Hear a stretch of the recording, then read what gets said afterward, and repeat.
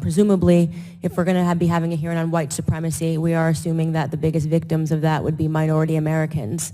And presumably this hearing would be to stop that and to make sure that we can preserve the lives of minority Americans, which, and based on the hierarchy of what's impacting minority Americans, if I had to make a list of 100 things, white nationalism would not make the list.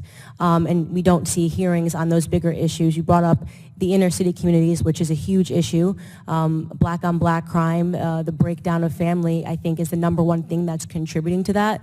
And we never hear anybody talking about what happens when you remove a father from the home. In fact, I would argue that right now we have a social environment that is hostile towards men and it does not inspire masculinity or being a man and what it means to be a father figure in a household. Black Americans are definitely suffering from the breakdown of the family. And when I say that liberal policies inspire that, what I mean to say is that via the welfare system, we are quite literally seeing the incentivization of bad behavior.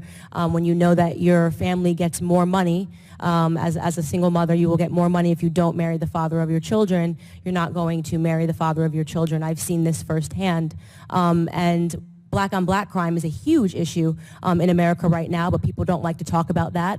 It seems as, well, let's talk about the smaller issues and not the big issues that are facing black America. We saw this same sort of a narrative in 2016 when police brutality became at the forefront of the discussion. And if you were paying attention to politicians, you would have thought that if you were a black American, you couldn't walk outside without being shot by a police officer, when in fact, you had a higher chance of being struck by lightning as a black American in 2016 than being shot unarmed by a police officer. The truth is that leftists and Democrats don't want to see these issues fixed in black America because then they can't stump on those issues. You know, we see this rhetoric every 4 years ahead of an election cycle get drummed up. We heard Chairman Raskin in his opening statement mentioned the Trump administration is doing nothing, and that really is the nucleus of what we're seeing here today. We're seeing an attack on an administration, an attack on conservatism ideals ahead of an election cycle. There's no real effort to fix the issues that are in black America, or the things that are hurting minority America, because believe me, they don't want those issues to be fixed. Ms. Owens, you said that this issue that we're talking about here today, which we all agree obviously is an important issue to root out crime and root out criminal organizations and activities and figure out how to target lone wolves, bad actors, etc. You said it wouldn't make the top 100 of the things that you're concerned about as a black American, concerned about black communities in America. What would?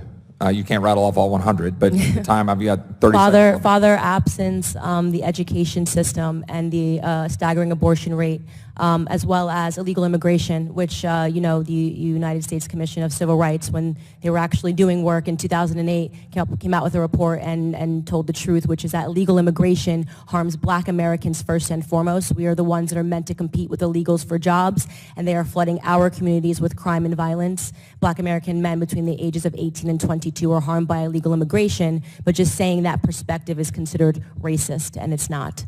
The gentleman's